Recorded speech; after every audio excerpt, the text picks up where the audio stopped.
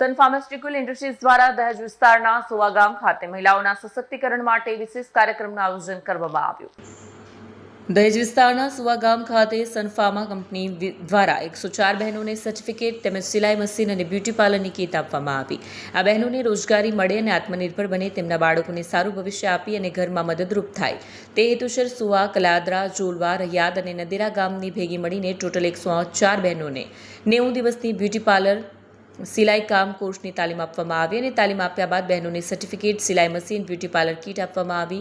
આ પ્રસંગે કંપનીના સાઇટ હેડ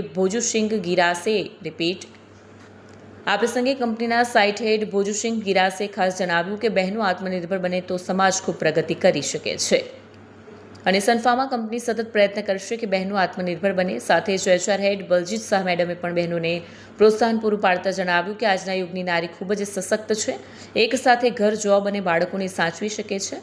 સાથે જ ક્વોલિટી હેડ રવિનારાયણ સર, એન્જિનિયરિંગ હેડ નરેન્દ્ર ઉપાધ્યાય, CSR લીડ જેસાદ બેલિમ તેમજ સાઇટ એચઆર કુંદન ગુપ્તા હાજર રહ્યા અને કાર્યક્રમને સફળ બનાવ્યો।